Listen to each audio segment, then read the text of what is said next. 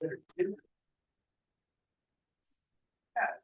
all good. Not a big deal. Ryan will be he's locked out. Let me check.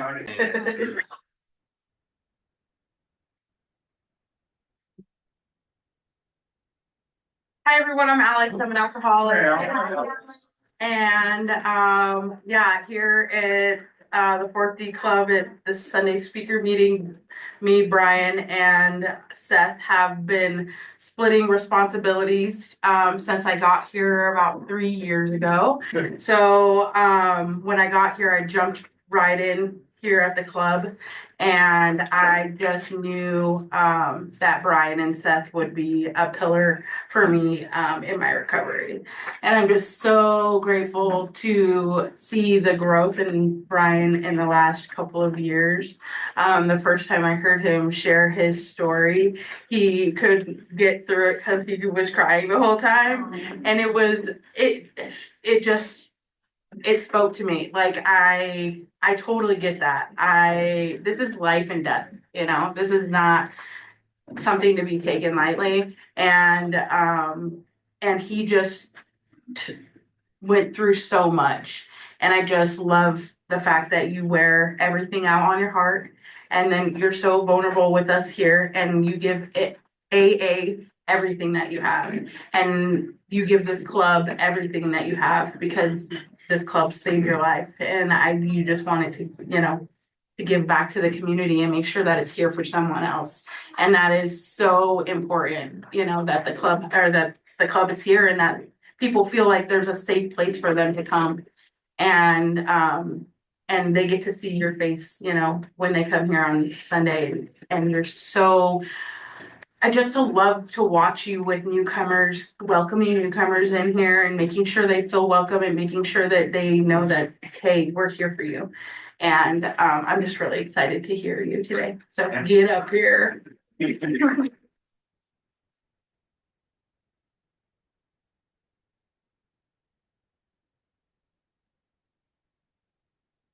thinking. Nice question. Oh. How'd you get sober? All right. So I'm gonna have to. All right, this might be a little rocky, guys, but we'll try and get through it here. As Alex said, I can be emotional. I'm fairly emotionally immature. I've been told before that we get our emotional maturity when we take our first drink, and when we quit drinking, and how much time we have. So I'm about 25 years old. I'm Brian. I'm an alcoholic. Sobriety date's January 1st, 2012. I have so much gratitude for these rooms and this fellowship especially, and just the power of the connection. So happy Mother's Day to everybody. All the mothers out there. I just give thanks for the sacred love that you give your children, and carry the grace of my own mother with me today. Darlene Faith, whose light lives in my heart and leads me every day. So, like Alex said, I've shared my story before, but today I want to try and shine a little bit of light on my recovery. Not just on what I survived, but what I've been given through recovery. It is a story of loss, but it's also a story of redemption and growth.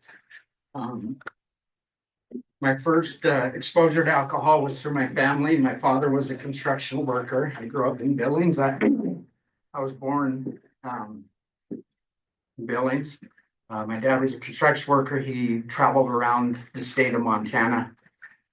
He was a highway construction superintendent. When I-90 came through, that's kind of what we did. We followed him around pretty much, and we're able to see him on the weekends quite often.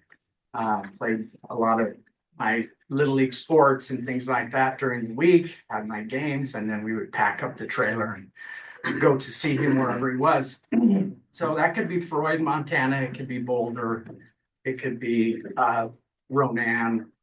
We just moved all the work kind of all around the state. And when I was young, and it was always, our trailer was always the closest one to the bar, right? So he had a pretty big crew that he was in charge of, and after a long, hard day of work, they would all ascend on this bar and pretty much take it over, right? And so I became comfortable being the superintendent's kid when I would go in there. Everybody would kind of encourage me, right? You want to play pool? Let's play pinball. Let's do this. And I felt like I was at home in those bars. And I grew up fairly quickly as a result of that. My first drunk was at the age of 12. I was celebrating with a friend of mine. We made the all-star team. We thought that was a big deal, right? So we went down, we got our hat and we got our pin, and we proudly walked back to his house and got into the refrigerator and we're mixing stuff that we didn't even know. I know it was wine. I don't know what kind it was or anything like that, but I know that I got sick.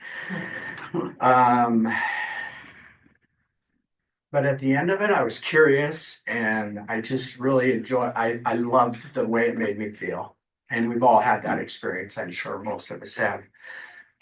So I wanted to do it again. And so I continued. I didn't like say start drinking at the age of 12, but it was always in the back of my mind. And it was always around. It was always in our house. My dad drank quite often, probably a 6-pack a night at least. And my mom didn't drink that much.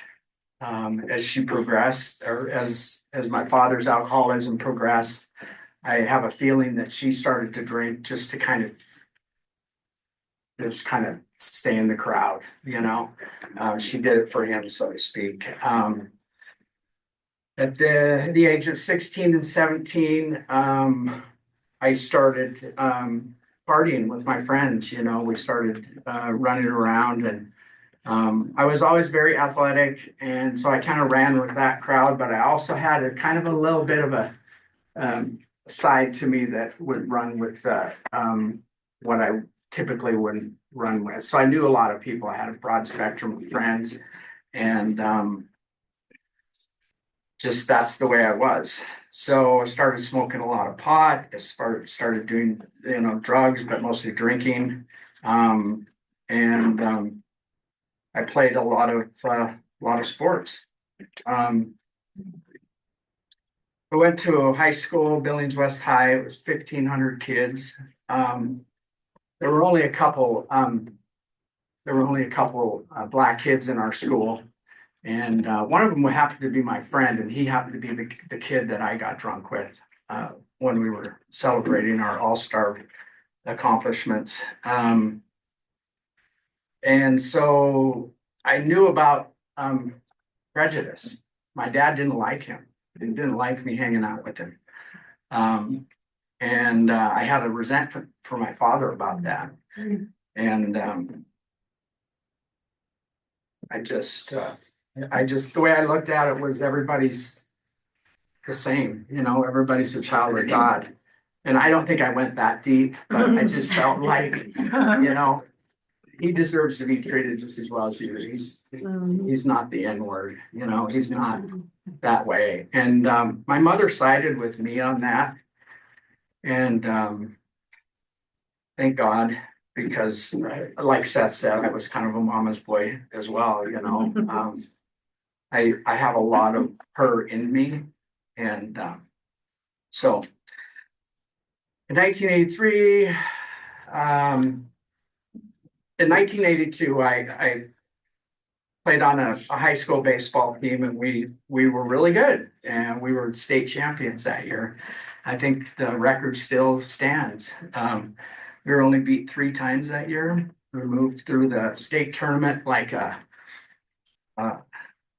hot knife through butter. I mean, we were good. And but something happened to me, and I say this because I've never really recognized this until recently, is about my inner child and some of the things that stuck with me as a kid.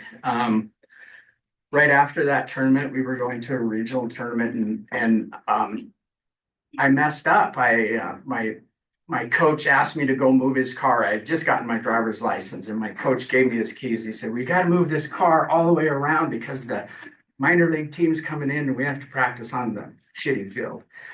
So go get my car, get all the balls, load them up and drive it around. Well, I got in the car, was all excited and I got in there. And when I went to turn the corner, it was an old fixer upper car that was like his baby.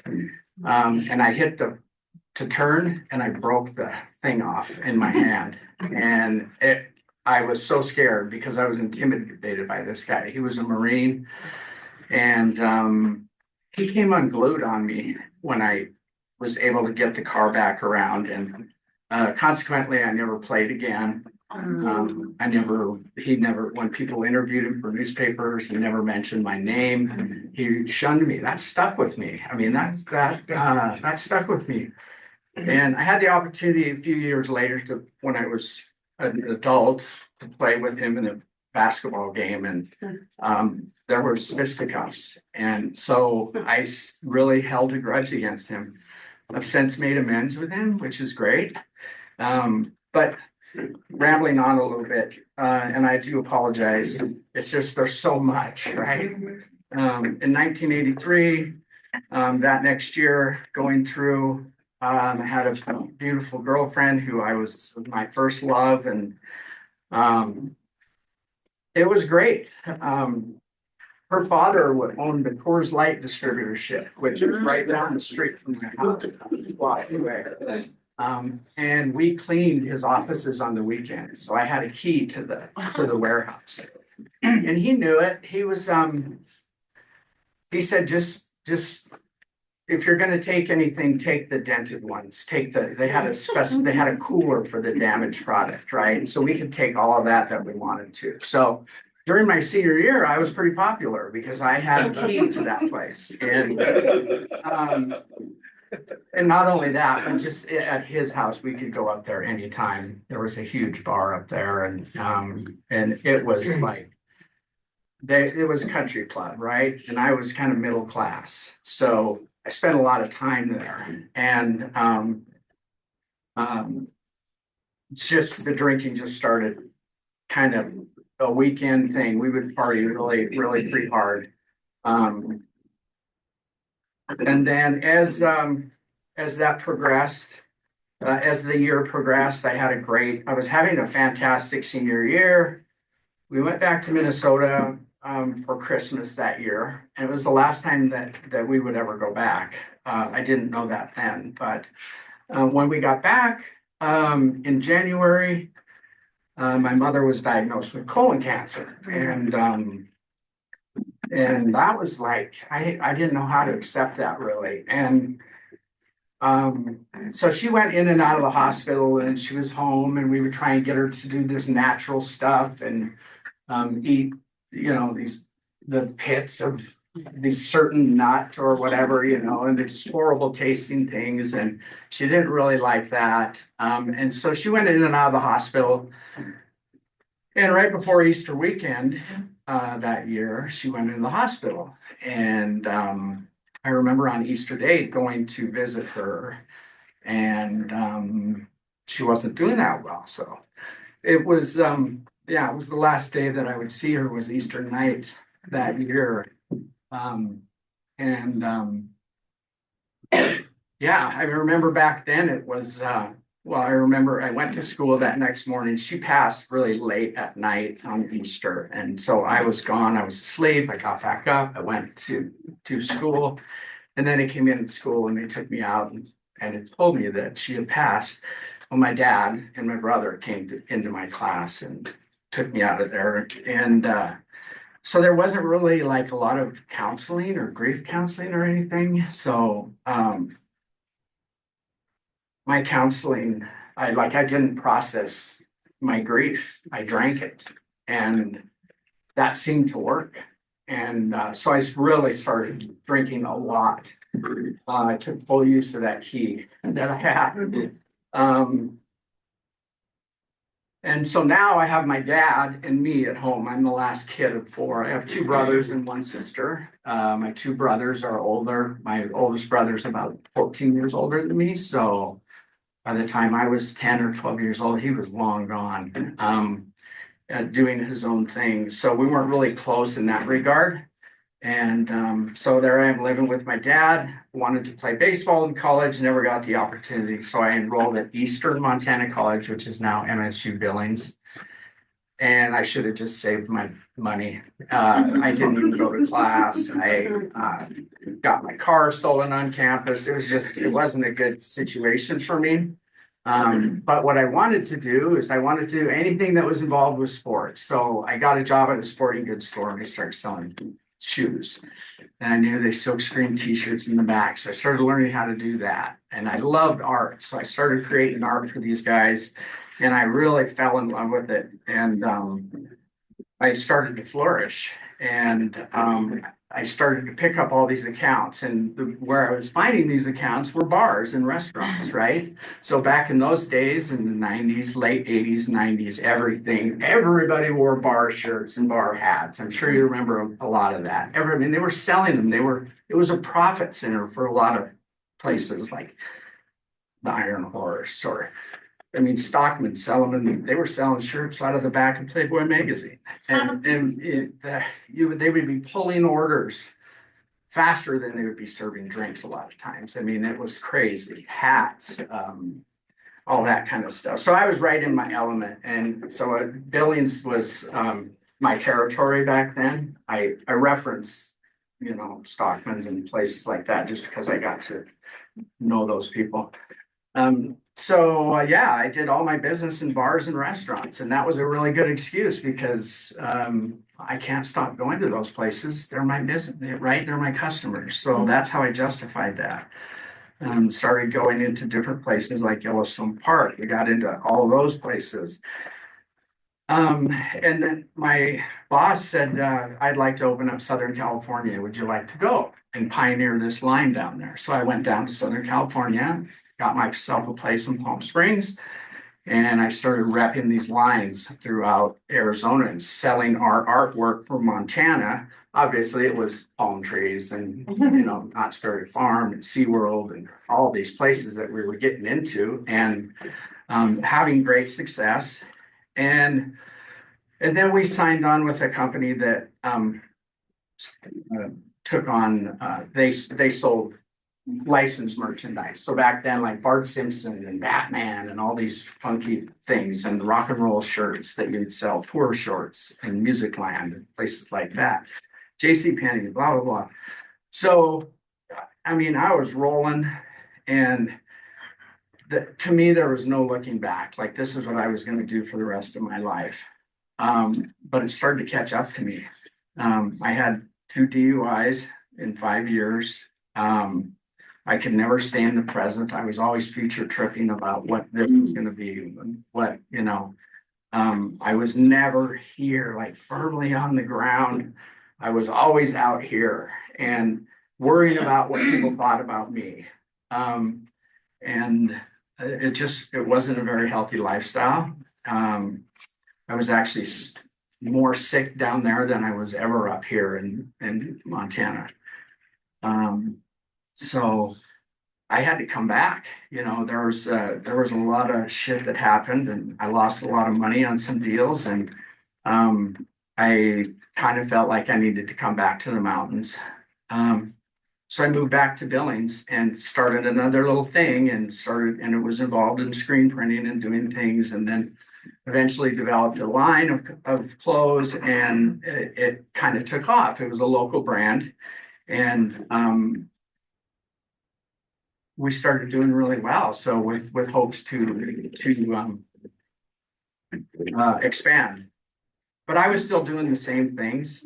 I was miserable. Things on the outside, I was doing good, but on the inside, I was just solely with my thoughts. I was building a prison, and I started feeling comfortable in that. And so I painted the walls and redecorated the prison, and I just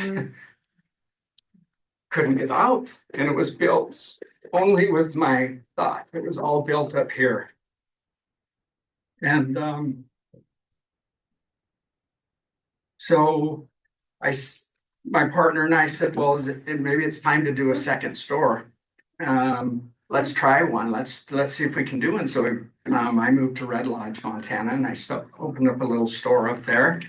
And in that little town, there's more bars per capita, I think, and I think that's true than any other place around. And so a couple of my friends owned bars. And so that was like my second home. I would work and I would go home and I would go through the shifts. I've always done that. When I was drinking, I was always doing that. I was the 5 o'clock crowd, and the 5 o'clock crowd would leave and I would still be there. I would just change stools. And that was about it. So I ended up moving to Red Lodge. That went really well. Financially, but I was miserable. So then I thought, well, I'm going to go to Missoula. Let's do Missoula next. And so I moved up to Missoula, got a spot right down on Main Street there, right kind of down from the Union Club. Used to be a bike shop there. And then there was LA Design was there. They were a framing place. And they were friends of mine. I subleased from them. They were able to buy the building across the street, and I moved into that spot. Well, right next to it was the Union Club, right? And the Dirty Bookstore, and there was just a lot of stuff going on back in those days. And that was the early 90s, 93, 94, 95. And there was a lot of stuff going on in Missoula back then. I mean, the Hells Angels came with the Rainbow Club, with the Rainbow people one year, and there were riots downtown Missoula. I mean, it was crazy. My store turned into an after hours kind of place, like when the bars closed, we would go to my back room, and there was an old fridge and everything in there. And so it was like I never left that. Like, I spent very little time at my own house. And I was just always out and about. So fast forward to 1999, started wholesaling to these other companies. I was in all the Bob Ward stores doing all these great things. So we wanted more. I always wanted more. And I did a trade show in Salt Lake City in 1999. And we were setting up our booth one day, and this was in hot August. It was a hot August day, I remember. And the clouds came over and it started getting really nasty. I mean, it started raining and blowing, and there was a tornado, and the tornado sparked up off the Great Salt Lake, and it hit the Delta Center and ripped the roof off of it. And then it hit the Salt Palace, which we were in the temporary tent out trying to set up our booth, and everything was destroyed. Everything was everywhere. Like, I remember standing there afterwards when we were sequestered and we were able to go into our booth, like 10 people at a time, and find what was ours. And we could only take what we could carry in our arms out of there. And it was pretty devastating to me. And my partner and myself, we're going through some rocky roads. I couldn't find him. I needed some support, and I was all by myself. I had 6 people there, and I needed to lead them, and I needed help. And I went to our hotels. Our cards were frozen, and it was just a nightmare. It was a really bad deal. My girlfriend was out here cheating on me at the same time that I found out later. It was just a really bad time. And it was a bad summer for me. And then I came back here and I tried to piece it all together, and FEMA's paperwork was about that thick of paperwork. So I couldn't even make my way through that. I had to prove that I was financially destitute. I couldn't do that because my partner's balance sheet was so strong. And so I was kind of stuck, and I didn't know what to do. And so I just continued to drink. I was now all of a sudden I'm single and I'm in my apartment, and you guys all know I just was in really rough shape. My inventory started to go down. the shelves were getting empty. And one day I just kind of woke up and, I just walked out of my own life and I drove drove to Carl Tyler and I put my keys on their desk and I said, I'm done. And I just walked out of my life and I didn't know where to go or what to do. So I started camping, started couch surfing a lot with friends. Thank God for that. I had a lot of really good friends that I drank with, but they were also good people too, and they took care of me. And then I was able to get I'm just gonna move forward a little bit. I ended up, so I have no more store, I have no more company, I still own the trademark, but there's nothing happening. So I went and I started to work for Descent Golf Shirts. It was out at Sun Mountain. I became their production manager, lost that job. I went to Raleigh Manufacturing, worked there, did really well, but I drank myself out of that job. A couple of friends of mine started a company called Exact Image, which is still open right now. And so I got in there with those guys. And one of my really good friends who I competed against when we were younger, now we were working together and it was kind of cool, but we were drinking too. And so we were, I was kind of relying on those people because all of a sudden I was always the one who used to buy the drinks. Now I was the one looking for the drinks and I would go to any lengths to find those drinks. It was nuts. Pretty soon I started burning all those bridges. And finally I was talking with some friends, even my family, my sister, and I couldn't find a bed anywhere. I knew I needed to get into, I had been in these rooms before with my DUIs, didn't really take it seriously. I knew it was court ordered, so I just knew that I need to get through this. But something was resonating with me and I started to say, I'm an alcoholic, And so with these DUIs, I think it really helped me to feel a little more comfortable coming into the rooms because there were some pretty rough rooms in Billings. I mean, they were great places, but it was smoky and it was just, there were some, Cook Avenue. I don't know if you've ever been down there in Billings. Some of those meetings are pretty great. But I got into the share house over here. And I started doing really well and I felt like I was healing and but they wouldn't let me work and I wanted to work. And so my ego said, I'm ready for this. I'm good. I'm in good shape. And so I said, fuck you guys. I'll do outpatient. And I went and lived with a friend. I got a job at Edgelog. I started selling software. And so doing really well with that. But then it was pretty high pressure too. And it got to me. And I just didn't show up to work one day and they had no tolerance for that, too much tolerance. And then, so I was kind of down on my luck and I was just kind of not feeling like, I wasn't feeling anything spiritual. Like I didn't feel like I had been mad at God when God took my mom from me. And, so I never was really that spiritual. And that's the way I looked at it. Like, you did this to me. How can you be a loving God? And by the way, my thoughts are completely different today. Thank God I'm a different person. So I remember one time I was trying to put it together. I was trying to get my crap together, but I wasn't looking in here. I was always looking out here for everything. All the answers were out here. Like, what can I get from this person? What can I get here? So I remember having an idea one time, going in and talking to a banker, and the banker just looked at me and laughed me out of there and said, he didn't tell me this, but I know what he was thinking. This guy's got bigger problems than that. So anyways, I was in Charlie B's and I was drinking screwdrivers at 1 o'clock in the afternoon.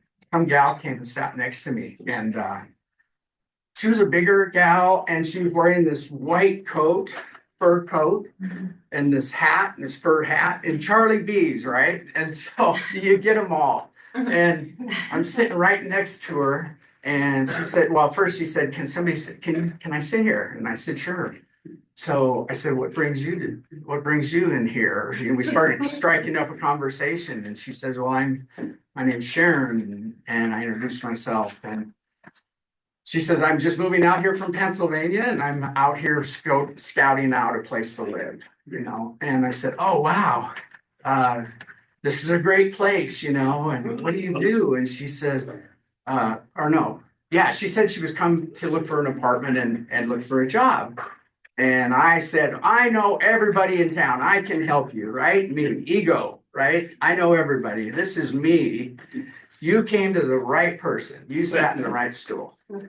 And I went and I just probably didn't let her say much and even tell me what she did. So that's what I'm getting to. And so I'm talk, and we're going to do this, and we can do this. And I said, by the way, what do you do? And she says, I'm a drug and alcohol. I think you might be the one that needs the help. So I about fell off my stool, and we went and drove around and looked for apartments, and we had a whole pack of beer, and she was feeding me beers, and I was showing her all around, and we struck up this beautiful relationship. She ended up finding a job, Western Montana Health Clinic. She helped me through a ton of stuff. So I told her about the share house, and pretty soon she was working right next door to there, and she was working with more mental side of it, but she was just a very, very sweet person.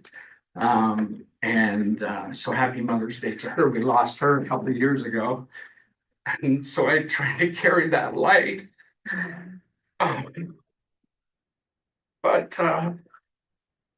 So I used to I detoxed with her. And she handed me a book called John Barleycorn while I was detoxing on her couch. I don't know if any of you ever read that, but it was written by Jack London back in before AA in 1913. And I didn't know it, but I was reading my own shit. And there was something that knocked on my heart and said, wake up, be in the present, And so it was a really beautiful moment in my life. And it didn't all happen right then. It wasn't like one of those aha moments, but it really started the wheels to turn. So I continued to struggle, relapse, quit for a few days, relapse, get a month, get 2 months, get 3 months, relapse. And she hung with me the whole time. She just hung with me. And but it got pretty bad. I went and started trying to do all these projects, and I just couldn't let go of my dream. And I ended up needing treatment. And I went in 2011, I went to the Rimrock Foundation back in Billings, where I'm from, which was cool because I had my dad there. And my dad was a super hard drinker, and he was drinking. That guy could drink a lot. And he was still drinking, but he was proud of me. He was really proud. He would come visit me all the time. We never did family meetings. I could never get my brothers or sisters there, which I kind of held a resentment for a while, but we worked through that. So then I got in the Rimrock Foundation, did really well, felt really good. Easter pops up. I'm living in a halfway house. This is after my 30 days. I'm living in a halfway house, working at Sports Authority, selling shoes, doing what I love, seeing all my old homies coming in and seeing the new Brian and selling them shoes. It was great. And Easter came around, and for some reason, Sports Authority was open on that Easter. And they said, Brian, here's the keys. This is your first time opening the store. So I have this big, huge Sports Authority. And I'm like, why are we open on Easter? We're the only place around. That's just what Sports Authority did. They were always open on Easter. So I go in there and I open up that morning. But before I went there, I stopped by to the cemetery, and I was going to see my mom's tombstone. And I couldn't find it. and I got messed up and it like did something. I was like, where's that bush? It was gone. I couldn't find it and like freaked me out. And I'm like, oh my God, I gotta go open the store. So I went open the store, had a crazy busy day. End of the day comes and I can't figure the combination out to the safe. So I can't get up and I've got all this stuff and this is still in my mind, my mother's deal. And so finally get the alarm figured out, let everybody out. And I went right to the store and started drinking. And I snuck some beers into the halfway house and I started drinking in the shower. And they caught me and kicked me out. Fortunately, I was able to get back in. And man, I'm running out of time. Jeez. Yeah, so it was I got back into the halfway house. I relapsed again after another crazy event. This was Father's Day. Tornado came through with the buildings, ripped off the roof of the Metra. And I'm sitting in a casino drinking O'Doul's, thinking I can do this. Just a mess, And then so I came out of there and I hit the road. I went to Red Lodge and spent like a month there 1 week. And it was and there happened to be the Montana Tavern Association meeting going on in Red Lodge that year. So not a great time for me to go there. And I almost died there. I remember I was at this Rock Creek place in Bear Creek, and I left my car there and got a ride into Red Lodge with some other people, and my car stayed in there a lot. And I was able to finally, I burned all my bridges, got in some fights, and I had to walk back to Bear Creek, 7.5 miles. It was about 100 degrees, and I'm in flip flops.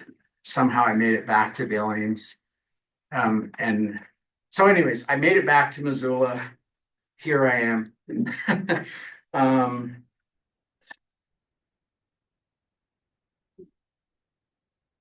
My father died of that in October of that year in 2011. I didn't make the funeral. I missed it.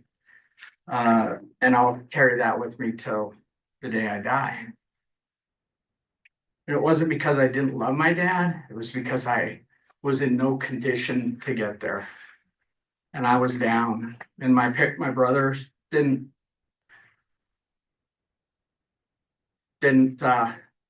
anyways, there's no blame there. It was all my fault. And so that stuck with me for a long time. And then I was arrested. Well, not really arrested, but I was the last time I drank, I was at Flipper's Casino and there was a party going on after hours, and I ended up going up to the Babs, and I was trying to get into this party up there, and somebody called the cops on me. And when they got there, I don't even remember this, and they took me to the Providence, and I stayed there for 6 days, and I came out on January 1st of 2012, and I walked down Broadway, and I kind of made my way through there, walked under the bridge, the Orange Street Bridge there, and I knew that I had a choice. I had $7 in my pocket and a bag, and that's all I had with me, and that's all I had. And I was walking down, and I hear this music coming out of this coffee shop. It was called Zootown Brew. And these guys said, why don't you come in here and get warm? And so I did. And I walked in there and I sat there, and I sat through 2 services. And there was just something that happened that day, And they had a picture on the wall, and it was a painting, and it was where God is reaching his finger out to Adam, and they're about ready to spark right there. And so this picture was of that zoomed in. It's not the original Michelangelo, but it's from right. So I remember having my eyes closed and just not really being in there, and like half asleep, but feeling good and feeling warm and having coffee, and somebody that loved it, that was loving on me, right? And tell me that I felt safe because I didn't know where to go. The Poverello wasn't checking in until 7. You couldn't get a bed there till then. So I had a lot of time. This was crucial. I had to stay away from not drinking, right? And so I went to both services that day. Or no, I would take that back. I went to one service that day, and then I went to the Fourth D Club, which when it was over at where Dog Wash is now. And I love that place. And that's where I remember Tom was there, and you know, a couple other guys that are still hanging around here. And then that was my first experience to see Sunday speaker at that location. I did go a couple times when it was at the Union Club as well, but I wasn't really engaged in sobriety. Like that wasn't really on my mind. That was kind of a court ordered thing. That was really a cool place too. So then, yeah, that day was really instrumental. Then I got in the POV and I started, I had some really good people that I worked, a couple good people that were telling me, you know, you have to get in there and you have to just sleep there and then get out and go find a job. So that's what I did. Stayed there for 45 days. And I was up and at him every day. So finally I got a little deal. There was that Safeway that's Fresh Market now that needed grocery stockers, people to reset the shelves. And so I said, can you wake me up at 4 a.m? Because I got to get in there and get to work early. So they came up to my bunk and woke me up and got me out of there. And I scurried through, and I remember getting dressed and going over there. And I did that for about 7 days as we were resetting that store. And pretty soon the guys were like, hey, you're pretty good at this. And, you know, do you ever think about maybe doing this long term? And we have a traveling team, and we can go to all the Safeways in Montana. It'll be really fun. We stay in really nice places, always Best Western, you know? And so I was like, wow, I have no place to live. I'm staying at the POV. Can I travel with these guys? So I said, yes, please hire me. So they hired me. Turns out every one of them was sober. So we would travel around to Polson, Butte, Great Falls, Helena, and then we started stretching out as Albertsons bought Safeways. We started building Starbucks in there. And we would have meetings, like we'd go to work at 3 or 4 in the morning and we would get off at noon, and then we would go back to our hotel and we would all sit down and have meetings, and it was great. That's kind of where and then I started to develop my spiritual aspect as well, because they were all Christians. And so I started learning about God and about all the Holy Spirit and about all these other things. And I started to be able to blend that in with the steps, and it started to click for me. And it was great. So I was on the road working with these guys, and we ended up in some really cool places. And yeah, so yeah. And then I moved forward with those guys. I started working for Gatorade, and then I got Mars Candy, and I started becoming a candy man, and I was going around to all the Walmart selling candy. And it seems like I have 13 years right now, and it seems like these years were broken up in threes. Like every 4 years there was a little bit of a change, like a life change, right? And God is doing that. I mean, God is doing that. He knew that I needed to stock those shelves. I needed to put chicken noodle here, tomato here. And that's what I could handle, right? I could build that display, and it was just me, my schematic, my earbuds, and that's what I needed, right? And then he said, okay, now you're ready to start dealing with the public again. Go out and start selling some of this stuff. So then I started engaging with store managers and people like that. Then Mars cut all of us back before COVID, and I was scrambling. I didn't know what to do. Gatorade stopped doing their rep. They gave it to Pepsi, and so they took my job away, and it just kind of sucked. But I knew, I had faith that God was going to give me something else. So he got me back he allowed me to get back into the sportswear business a little bit, got me back into graphic design. So I was able to get a computer and start building my life again. Got all of a sudden, all the promises started coming true, and I had a vehicle and I had a place, and I had friends. I started playing softball. I started to ski. I got into the bindings after 30 years, and man, it was great. And that's all because of this.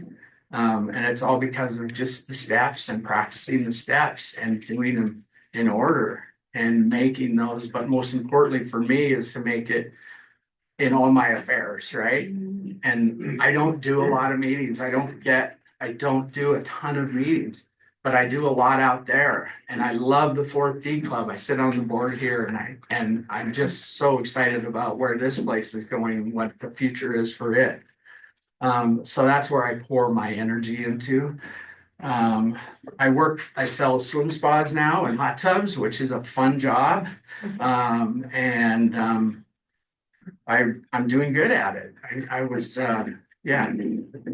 I don't want to feel like I'm bragging, but I do good at it and I enjoy it. So I really feel like I'm,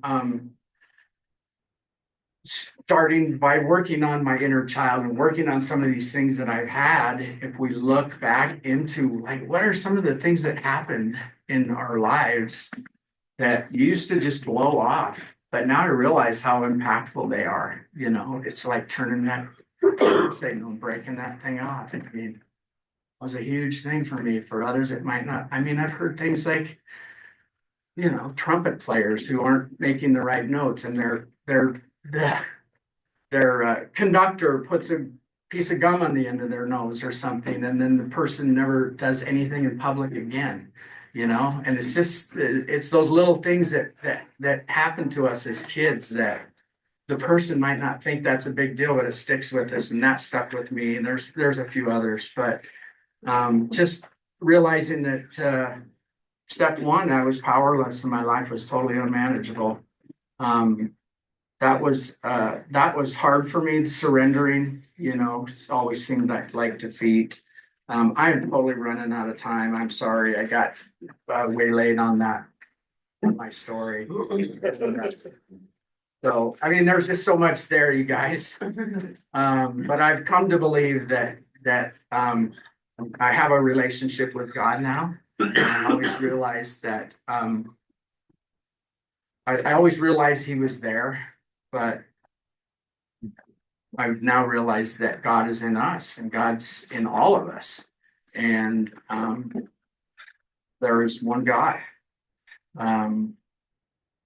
So this has been very great to be up here and tell you my story. I'm very sorry I wanted to shine a little more light. But hopefully getting to know you all, I'm able to do that on a one-on-one level. And so I hope that I can do that with all of you guys. So I feel like in closing that, yeah, I just wish everybody a wonderful spring, and that hope that I have been able to touch at least somebody in here a little bit, and just know that let's not give up. You know, let's keep moving forward. It's one day at a time. And there's just no greater joy than being alive today on the daylight today. So thank you very much.